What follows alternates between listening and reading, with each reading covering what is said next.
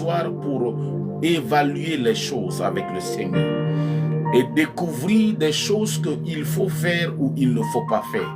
C'est très important à un certain niveau en tant que chrétien, en tant qu'enfant de Dieu. Nous devons découvrir. C'est pourquoi Jésus-Christ, à un moment donné, il s'assit, il se tourne, il voit les gens autour de lui. Et il a commencé à leur parler. Il dit, celui qui veut me suivre là, amen, il n'a qu'à porter sa propre croix. Il n'a qu'à porter sa propre croix et me suivre. Il n'a qu'à porter sa croix et me suivre. Alléluia. Pendant qu'il a commencé à parler Dieu, amen, les gens ont commencé à le quitter. Les gens, parce que la foule qui était là n'était pas disposée à payer ce prix-là. Le prix qui consiste à porter la croix. C'est là où il se tourne. Merci. Il se tourne maintenant, il regarde ses disciples. Il dit, mais vous ne partez pas comme les autres. C'est là où ils vont dire à Jésus, il dit, mais c'est toi qui as les paroles de la vie. C'est toi. Il dit, à qui irons-nous? Alléluia. À qui irons-nous? C'est de cette chrétienté-là que nous sommes en train de parler. Amen. C'est-à-dire que nous devons arriver à une dimension de la chrétienté où nous vivons une relation d'ordre matrimonial avec le Seigneur Jésus-Christ. Amen. Jésus-Christ, il est l'époux et nous sommes l'épouse. Alléluia. Il est l'époux. Et quand vous prenez, beaucoup ne prennent pas cette conscience. Alléluia. Quand vous prenez l'homme, amen. Si par exemple je me marie à une femme et je prends ma femme, je l'amène dans un pays étranger. Je l'amène quelque part. Amen. C'est-à-dire que tout ce qui va arriver à cette femme dans ce pays-là, je suis responsable direct. Ce n'est même pas ses parents. Je suis le responsable direct de la vie de ses parents. Je me rappelais en 2013, en 2012, j'étais dans un pays pour implanter l'église. Et un jour, j'étais parti tôt le matin méditer sur quelque chose. Méditer. C'était mon temps. Souvent, je sors tôt le matin pour aller méditer. Pendant que j'étais en train de méditer, le Seigneur m'avait ouvert les yeux. Il dit, ben, comme tu es dans ce pays-là, il dit, imagine que si seulement tu as mené une femme ici, dans ce pays, si quelque chose arrive à cette femme-là, qui sera responsable? Il dit, c'est moi. Alléluia. Il dit, tu es comme mon épouse et je suis responsable de tout ce qui t'arrive. Alléluia. Nous devons quitter cette dimension de la chrétienté où il y a tout, nous avons toujours la main tendue, genre, oh Seigneur, donne-moi ceci, donne-moi cela, fais ceci, fais cela, fais ceci. Non, nous devons vivre une dimension d'amour avec le Seigneur Jésus-Christ, que il est responsable à 100% de tout ce qui nous arrive. Il est responsable de ta vie. Il est responsable de toute ta vie. Alléluia. Amen. Maintenant, dans un mariage, il y a un prix à payer. Amen. Dans chaque mariage. Le prix à payer de l'homme, c'est que Dieu dit, c'est l'amour. Il dit, l'homme doit aimer sa femme comme Christ a aimé l'église. Si par exemple, je dis, Seigneur, donne-moi un mariage béni. Si je veux, Seigneur, donne-moi un mariage chrétien béni, et que je ne suis pas prêt à aimer ma femme comme Christ a aimé l'église, ce qui veut dire que je ne suis pas encore prêt pour ce genre de mariage. Si par exemple je suis un chrétien, alléluia, et que quand je vois les couples chrétiens et que j'envie, je dis que je veux aussi, moi aussi, ce genre, shalom, ce genre de paix et de joie. Il y a un prix à payer. Le prix à payer, c'est que je dois aimer ma femme comme Christ a aimé l'église. Et Jésus-Christ a aimé l'église comment? Jésus-Christ a pris l'église, il a nettoyé de son propre sang. Amen. Et il est mort sur la croix à cause de cette femme-là. C'est-à-dire que le genre d'amour qui t'amène à payer le prix. Alléluia. Et si tu es une femme, tu veux cette tranquillité dans la vie de couple. Tu dis, Seigneur, donne-moi un mariage. Et c'est là la question que deux fois beaucoup n'arrivent pas à se poser. Alléluia. Aujourd'hui, nous sommes trop préoccupés par les prophéties. Nous sommes trop préoccupés par les prophéties. Telle prophétie s'est accomplie, telle prophétie ne s'est pas accomplie, telle prophétie s'est accomplie. Amen. Alléluia. Telle prophétie s'est accomplie et telle prophétie. La raison même pour laquelle la prophétie de certaines personnes ne s'accomplit pas, c'est parce que ils ne sont pas prêts à payer le prix. Il y a un prix à payer. C'est pourquoi quand tu entres dans la nouvelle année 2026, nous entrons cette nouvelle année, il faut revoir ta vie en 2025. Amen. Regarde le chemin par lequel Dieu t'a conduit. Quels sont les prix à payer que Dieu t'a dit de faire et que tu n'as pas fait? Alléluia. Des fois, Dieu ne va rien faire. Il y a des fois, il n'y a rien que Dieu va faire encore de si spécial.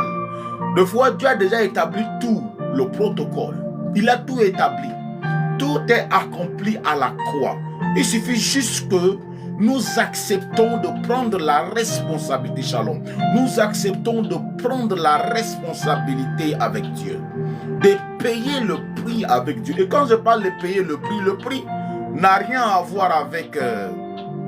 n'a rien à voir avec certaines complaisances. C'est-à-dire que des choses que nous faisons pour que notre conscience soit tranquille. Non. Ce n'est pas question de tranquilliser notre conscience. Alléluia. C'est-à-dire que vous devez arriver à une certaine dimension où vous faites des choses dont vous n'êtes pas prêt à le faire. Alléluia. Quand vous prenez la Bible dit quand Jésus-Christ, amen, était sous le point. J'avais posé la question, demandé, mais quel est le plus grand combat que Jésus-Christ a fait face quand il était sur la terre? Les gens vont dire, mais c'est quand il a fait face à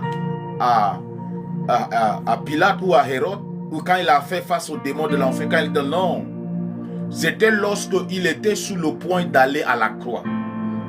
Quand Jésus-Christ était sur le point d'aller à la croix. Là. Mais lorsque nous venons payer le prix, une des choses très importantes, c'est ce à quoi je veux aborder ce matin, au travers le prix à payer, c'est la soumission totale à Dieu. Alléluia. Le fait que de vivre une vie de chrétien de soumission en tant qu'église, en tant que corps de Christ, en tant que membre de l'église, en tant que disciple de Jésus-Christ, Jésus-Christ ne demande pas de l'argent de notre main. Il ne demande pas autre chose que notre soumission totale. C'est comme la femme lui doit une soumission totale. Alléluia. Nous devons soumission. C'est pourquoi Jésus-Christ, quand il était sur le point d'aller à la croix, la Bible dit, il a dit non ma volonté, mais ta volonté. Alléluia. Non, il a dit à Seigneur, il priait, dit Seigneur, il dit Père, si seulement cela dépendait de moi là, est-ce que tu peux écarter de moi cette coupe de douleur? Et c'est ça ce que j'appelle le prix à payer. Le prix à payer pour la grandeur dans le royaume de Dieu, c'est de fois la soumission totale. C'est-à-dire que tu arrives à une certaine dimension où dit Seigneur, voici ce qui me plaît. Mais à cause de ton royaume, à cause de ta volonté, je me soumets, je me renonce. Alléluia. J'accepte de me soumettre. J'accepte de faire ce qui te plaît. Et ça, c'est ça même le plus grand danger de l'église. Nous sommes déjà en train d'arriver à cette époque où il y a la confusion dans le corps de Christ.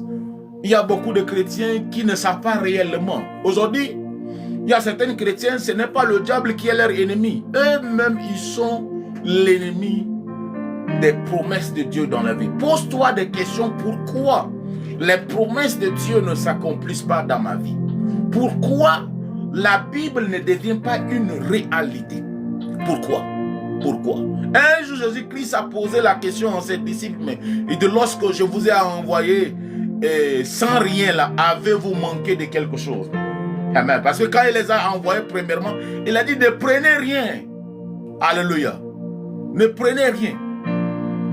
Et il les a posé la question après. Il dit, quand je vous ai envoyé sans rien là, avez-vous manqué de quelque chose? Il a dit non, nous n'avons manqué de rien. Alléluia. Des fois, pour expérimenter la providence divine, tu dois accepter de payer le prix qui est la soumission. La soumission, c'est-à-dire quoi? La femme, quand elle quitte la maison de son père pour aller se rejoindre à son mari, alléluia, elle abandonne le nom de son père. Il y a des fois, si possible, elle abandonne aussi son éducation. Elle renonce à son propre nom pour porter le nom de notre personne. C'est la même chose qui se passe dans la foi chrétienne. Lorsque nous devenons chrétiens, c'est-à-dire que nous ne vivons plus simplement pour nous-mêmes. Nous renonçons à notre manière de vivre. Si tu étais un ivrogne, si tu étais un colérique, si tu étais un coureur de jupons ou un impudique, alléluia, ces choses-là, tu te soumets. C'est-à-dire que tu n'as plus de volonté. Ta volonté là est la volonté du maître. C'est ça le prix à payer. Donc, et cette prix-là, c'est un prix que beaucoup, même les hommes de Dieu n'arrivent pas à payer ce prix. Accepter de soumettre sa volonté au maître. Alléluia. Accepter de soumettre sa volonté à la volonté du maître. Dis, Seigneur, je sais que voilà ce que je veux, mais pour la cause de ton royaume, j'accepte de me soumettre. Et un chrétien qui ne se soumet pas est un chrétien rebelle. Un chrétien qui ne se soumet pas, c'est pourquoi, même si c'est un prophète, des fois il y a des gens que pour cacher leur rébellion ou pour cacher leur insoumission, et pour des fois, il y a des fois peut-être, j'ai rencontré un frère dans un pays qui aimait vraiment le Seigneur, qui soutenait le Seigneur avec tout ce qu'il avait. Il avait les moyens. Alléluia. Amen. Il soutenait le Seigneur. Il soutenait l'œuvre de Dieu par tous les moyens qu'il avait. Amen. Mais un jour, quand j'ai rencontré ses frères, le Seigneur, je priais pour lui. Il m'a dit, papa, prie pour moi. Je priais pour le Seigneur, me dit que c'est un rebelle. Je dis, mais comment parce que pour moi, je ne peux pas imaginer qu'un frère qui est engagé dans l'église et qui fait tout, quand on dit l'église a besoin de ceci, il donne, il fait tout.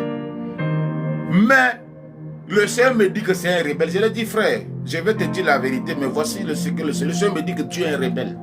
Il a commencé à pleurer. C'est là où il m'a dit que lui, il a reçu l'appel. Dieu l'a appelé à le servir dans le ministère en plein temps. Dieu l'avait dit de tout renoncer et de se concentrer pour son œuvre. Maintenant, lui, il a abandonné cela pour aller faire les affaires. Et lui, il a préféré plutôt dire à Dieu que lui, il préfère plutôt soutenir l'œuvre de Dieu par son argent. Mais pas, alors que c'est lui-même que Dieu veut. Il y a des gens que des fois, pendant que tu prends ton argent, tu donnes dans les choses de Dieu, Dieu te dit que c'est toi-même que je veux. L'offrande qui m'est agréable là, c'est toi-même. Donne-toi d'abord. Donne-toi d'abord. Donne-toi d'abord. C'est ça l'offrande qui est agréable. Il faut que tu te donnes toi d'abord. Aujourd'hui, beaucoup pensent que Dieu est comme un homme qu'on peut le manipuler, on peut le embrouiller. Donc, il y a des gens que Dieu te dit, voilà la parole de Dieu, voilà la volonté de Dieu. Tu dis non, moi, je préfère plutôt soutenir l'œuvre de Dieu. Tu préfères qu'à chaque fois que tu donnes les miettes à Dieu, alors que Dieu te veut d'abord toi-même. Le plus grand sacrifice, il y a des gens qui préfèrent qu'un prophète les manipule quelque part. Oh, donne une offrande de prophète, donne une offrande de sacrifice. On va élever un autel pour toi. On va élever un autel pour toi. Pour que cela crie en faveur de ta famille. On va élever un autel pour toi. Amen. Alléluia. On va élever un autel. Amen.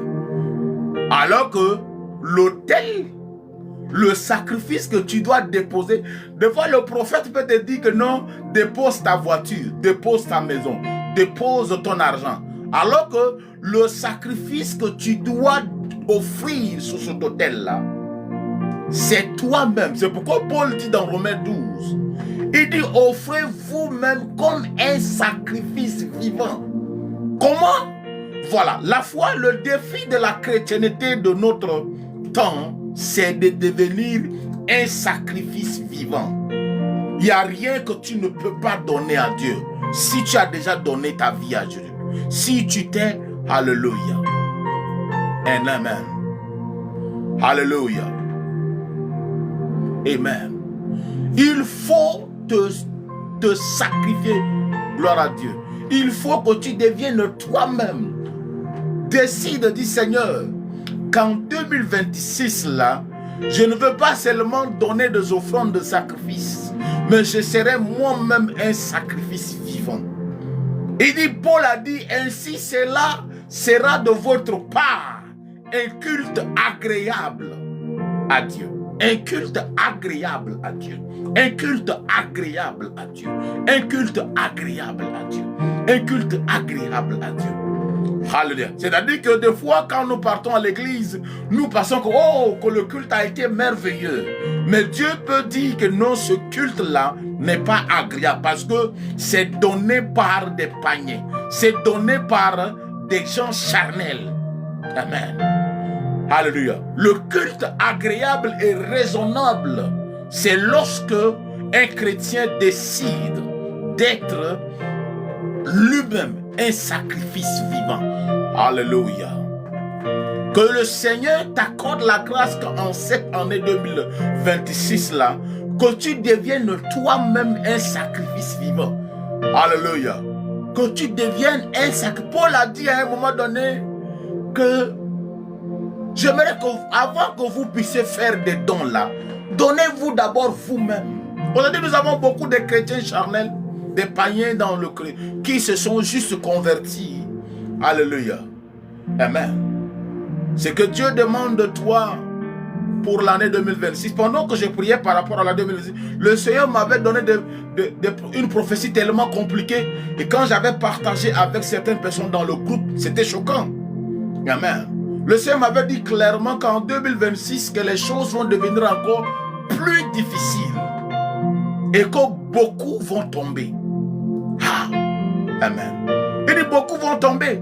Beaucoup vont tomber en 2026. Parce que beaucoup de gens pensent que les choses vont s'améliorer. Non. Que comme c'est la nouvelle année là, les choses vont être différentes. Non.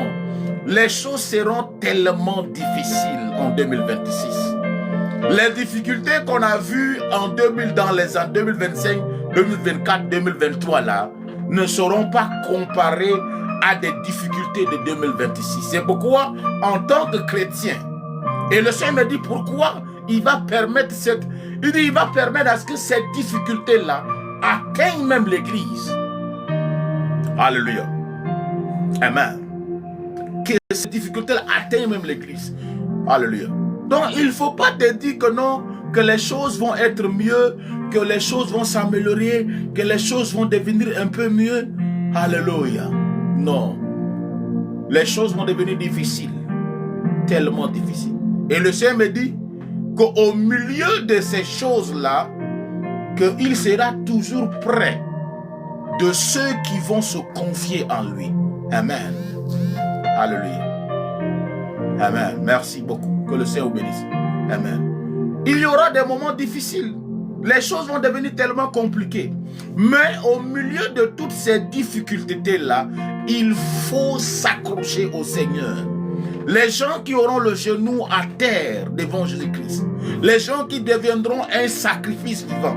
C'est là où le Seigneur me parlait du sacrifice. Il dit, je serai toujours prêt auprès des gens. C'est pourquoi vous allez voir que, comme dit Job là, Job dit que le Seigneur lui-même me bloque tout issue.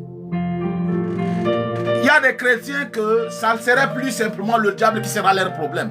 Il y a des chrétiens que des fois là, Dieu lui-même sera le problème de certaines personnes. Dieu lui-même. C'est-à-dire que Dieu lui-même va bloquer la route. Amen. Oui, oui, oui. Le mot, alléluia. Amen. Dieu, on ne va pas seulement chercher les chrétiens de dimanche, les chrétiens de... les chrétiens, comme la servante de Dieu vient de dire, Dieu va chercher les vrais adorateurs pendant ce temps-là. Amen. Des gens qui ne vont pas simplement l'adorer par des chants. Des gens qui ne vont pas... Il y a des chrétiens qui sont trop comiques, qui sont des acteurs. Moment d'adoration, ils pensent que le moment d'adoration, c'est le moment où tu pleures devant Dieu. Tu es là en train de manifester tout ton état émotionnel. Non. Il dit, les vrais adorateurs adoreront le Père en esprit et en vérité. Comment adorer le Père en esprit et en vérité? C'est en étant toi-même un sacrifice vivant. Alléluia. Donc, nous devons abandonner cette chrétienté d'hypocrisie là, où nous faisons semblant, où nous venons à l'église, nous avons l'impression, il y a déjà même que quand ils donnent à l'homme de Dieu à l'église, c'est comme s'ils veulent imposer leur volonté. Non. Alléluia, bonjour. Amen. Que le Seigneur nous accorde cette grâce. Amen. Que cette année 2026, et le Seigneur me dit que l'autel de prière, que l'autel que les gens vont élever en 2026, sera le parfum de saint qui va monter devant mon trône. Alléluia. Amen. C'est-à-dire que les temps que nous sommes en train de venir, Dieu cherche des gens qui vont commencer réellement à le chercher. Le chercher. Alléluia. Le chercher au travers la prière. Tu dois chercher Dieu. La prière est un instrument, où je peux dire mystique. Aujourd'hui, il y a beaucoup de gens qui ne comprennent pas la prière. Il y a beaucoup de... Même certains nombres de gens ne comprennent pas la prière. C'est pourquoi, quand j'entends certaines personnes s'élever et dire que non, qu'on ne prie pas pour avoir un travail, on ne prie pas pour avoir de l'argent, c'est qu'ils ne connaissent pas la prière. Moi, je connais ce Dieu-là que je sais. Si je m'agenouille et je lui dis, Seigneur, j'ai besoin d'argent, il me donne de l'argent. Amen. Si je dis, Seigneur, je m'agenouille, Seigneur, donne-moi la santé, il me le donne. La prière n'est pas simplement une activité religieuse. Amen. Alléluia. La prière, alléluia, c'est... oh my God. La prière a un côté, je peux dire, un peu mystique. Mystique, pourquoi? Parce que c'est le domaine des mystères. C'est pourquoi un pasteur charnel, un chrétien charnel, un prophète charnel ne peut pas comprendre ce que veut dire réellement la prière. Beaucoup pensent que la prière consiste à dire, Seigneur, donne-moi ceci, donne-moi cela. Non. Et comme je disais la dernière fois sur un des lives, que aujourd'hui dans l'église de Jésus-Christ, nous avons enseigné la prière, mais nous n'avons pas enseigné les rituels de la prière. C'est-à-dire que les actions qui entourent la prière. Alléluia. Aujourd'hui, beaucoup pensent que la prière consiste à dire, oh Seigneur, fais ceci, fais cela. Non. Alléluia. Par exemple, quand je prends mon argent, je pars dans la rue et je distribue ça aux mendiants. Pour quelqu'un de normal, il va penser que je suis en train de faire des dons. Alors que moi, je sais que je suis en train de prier. C'est ça, on appelle ça les rituels de la prière. Je peux dire, ok, ce mois-là, je veux faire des dons aux veuves et aux orphelins. Pour quelqu'un de normal, il va penser que je suis juste en train de faire des dons. Non. Je suis en train de prier. Je suis en train d'établir, de créer une atmosphère dans le règne des esprits favorable à tout ce que je suis en train de faire. Amen. Peut-être que si je pars à l'église, je nettoie l'église, je lave les toilettes de l'église, je lave les chaises de l'église. Pour quelqu'un de normal, il va penser que je suis juste en train de travailler dans l'église. Non. Ce sont des prières qui montent vers Dieu. C'est pourquoi dans Exode 23, 25, il dit que vous servirez l'Éternel votre Dieu. Il bénira votre pain et votre eau. Et il éloignera la maladie du milieu de vous. Amen. Pour quelqu'un de normal, il va penser que je suis juste en train de faire des pratiques religieuses. Non. Je suis en train de prier. Donc la prière, Ce n'est pas simplement le fait de s'agenouiller quelque part. La prière doit être accompagnée par les rituels. L'Église n'a pas enseigné les rituels de la prière, c'est pourquoi la prière a des rituels. Alléluia. Il y a les rituels, c'est-à-dire qu'il y a les actes qui doivent accompagner la prière et qui la rendent puissante. Et le temps est en train de venir où Dieu cherche vraiment des gens qui prient. Alléluia. Dieu cherche réellement des gens qui prient. Des gens qui vont s'agenouiller et dire, Seigneur, tu dois changer l'histoire de cette nation. Tu dois intervenir dans la vie de ton église. Tu dois intervenir dans la vie de ma soeur, dans la vie de mon frère. Des gens qui vont s'agenouiller. Alléluia. Si je dois t'encourager et te donner un conseil sage ce matin, une des décisions que tu peux prendre pour toi-même et qui te ferait du bien, c'est de décider d'être un homme de prière, de décider d'être une femme de prière. Amen. C'est vrai, je prie, mais souvent, l'un des meilleurs moments de ma vie, ce n'est pas... Amen. Merci beaucoup, le Seigneur béni. C'est le temps que je passe dans la prière. Je chéris ce moment-là plus que tout au monde. Alléluia. Amen. Le temps est en train de venir. Il y a des chrétiens qui ne prient pas à la maison, qui ne prient pas en famille, qui ne prient que simplement à l'église. Alléluia. Le temps arrive où dans les maisons, partout, nous devons prier.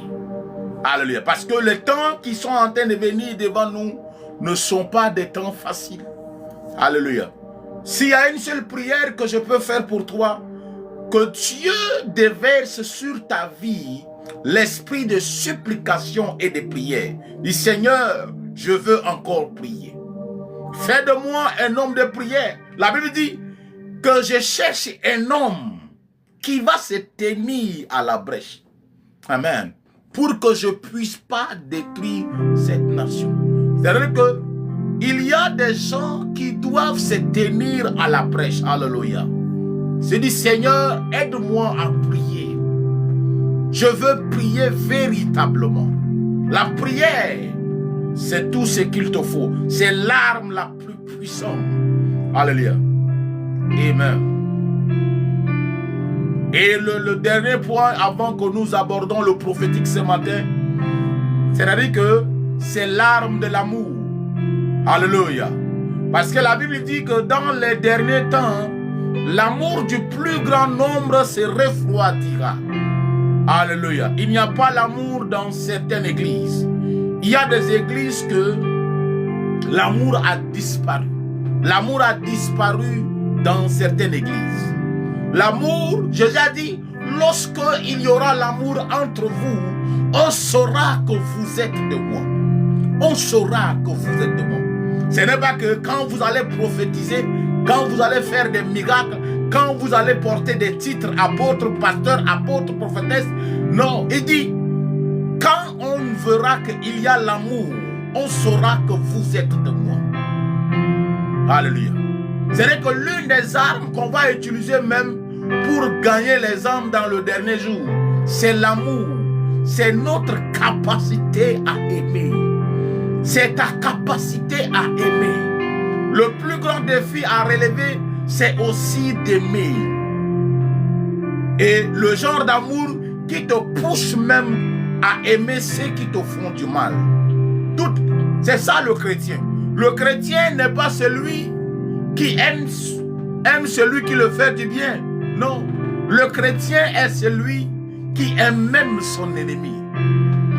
C'est pourquoi il dit, aimez vos ennemis. Priez pour ceux qui vous persécutent.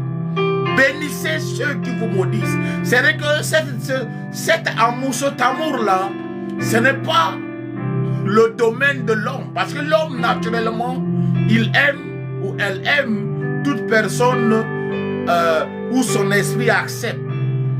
Alléluia. Le plus grand défi à relever de notre siècle, c'est l'amour. Alléluia. C'est pourquoi le diable, dans les derniers temps, il va combattre. Beaucoup de chrétiens aujourd'hui sont découragés. Ils disent non, ils m'ont fait beaucoup du mal. Il dit quand j'étais dans les problèmes, la personne m'a aidé. Oh, ceci, c'est là. On m'a tourné le dos. Oh, mon église m'a abandonné. Les frères m'ont abandonné. C'est le moment d'aimer encore, ma soeur. Que Dieu répande l'esprit d'amour sur chacun de nous. Alléluia.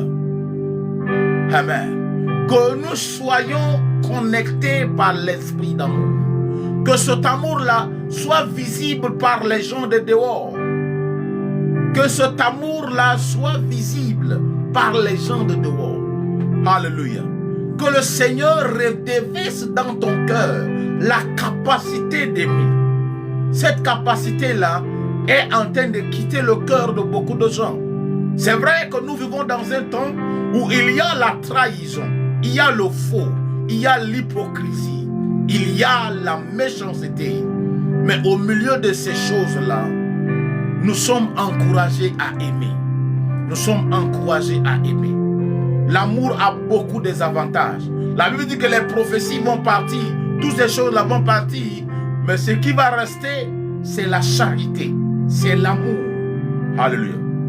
Une femme dans la Bible là, a aimé tellement, et j'aime beaucoup l'histoire de cette femme, Tabitha Dorcas. Tabitha Dorcas était morte. Alléluia. Les femmes sont venues trouver l'apôtre Pierre. Il dit non, que cette femme-là, les veuves sont venues avec des vêtements. Il dit, voilà, ce qu'elle nous a fait, elle ne doit pas mourir. À cause de l'amour de cette femme-là, les gens ont refusé sa mort. Il dit non, tout le monde peut mourir, mais pas cette femme. Alléluia. L'amour, c'est l'une des armes les plus puissantes. Amen. L'une des armes les plus puissantes de notre génération.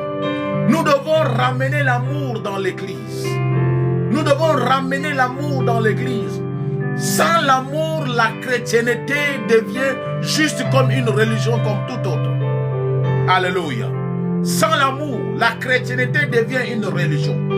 C'est l'amour qui révèle le vrai visage de la chrétienté.